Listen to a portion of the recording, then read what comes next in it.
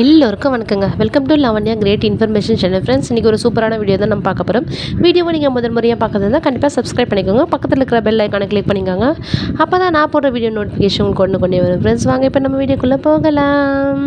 இன்றைக்கி நம்ம இந்த வீடியோவில் என்ன பார்க்க போகிறோம்னு பார்த்தீங்கன்னா, 9 முதல் 12ஆம் வகுப்பு வரை பயிலும் மாணவ மாணவிகள் எந்தவித இடர்பாடுமின்றி தொடர்ந்து பள்ளிக்கு வந்து செல்வதை உறுதி செய்ய 50 லட்சம் மதிப்பில் அகல் விளக்கு திட்டம் செயல்படுத்தப்படும் என சட்டப்பேரவையில் அமைச்சர் அன்பில் மகேஷ் அறிவித்துள்ளார்.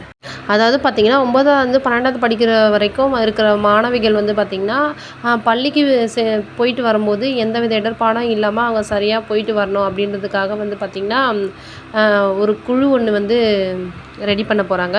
ஸோ அந்த குழு வந்து பார்த்திங்கன்னா, உடல் மன சமூக ரீதியாக ஏற்படும் இடையூறுகளில் இருந்து தங்களை பாதுகாத்து கொள்ளவும், இணையதள பயன்பாடுகளை பாதுகாப்பாக கையாள்வது எப்படி என்று குறித்து வழிகாட்டுதலை ஆசிரியர்கள் கொண்ட குழுக்கள் அமைக்கப்படும் என்று கூறியுள்ளார்.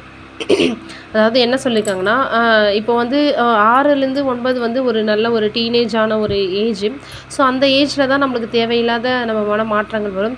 ஸோ அதை வந்து நம்ம வந்து எப்படி நம்ம கண்ட்ரோல் பண்ணுறது, உடல் ரீதியாகவும் மன ரீதியாகவும் சமூக ரீதியாகவும் ஏற்படுற இடையூறுகளை வந்து எப்படி நம்ம பாதுகாத்து கொள்வது. அப்புறம் இப்போ இணையதளம் சொல்லவே தேவையில்லை. குழந்தைங்க வந்து ரொம்பவே ஒரு அடிக்டாக இருக்காங்க. ஸோ அந்த மாதிரி டீனேஜ் ஏஜ்ன்ற போது ஒரு நல்லாவே அவங்களுக்கு வந்து ஃபோன் வந்து யூஸ் பண்ண தெரியும். ஸோ அதனால் அதில் வந்து அவங்க தவறான வழியில் போயிடக்கூடாது அப்படின்றதுக்காக ஆசிரியர்கள் கொண்ட ஒரு குழுக்களை வந்து உருவாக்க போகிறாங்க.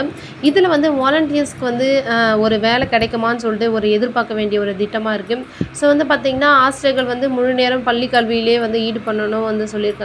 ஸோ இது போன்றதுக்கு ஒரு மோட்டிவேஷன் அவேர்னஸ்க்காக தன்னார்வலர்களை பயன்படுத்த வாய்ப்பு அதிகமாகவே இருக்குது. முதல்ல எல்லா திட்டமும் ஆசிரியர்களுக்காக ஆரம்பித்து அதுக்கப்புறம் பார்த்தா தன்னார்வலர்கள் கையில் தான் வருது. ஸோ நம்மளுக்கு வந்து இது மூலிமா ஒரு வேலை வாய்ப்பு கிடைச்சா ரொம்பவே ஹெல்ப்ஃபுல்லாக இருக்கும். இதை பற்றி நீங்கள் என்ன நினைக்கிறீங்கன்னு சொல்லி மறக்காமல் கமெண்ட் பண்ணுங்கள். தேங்க்யூ.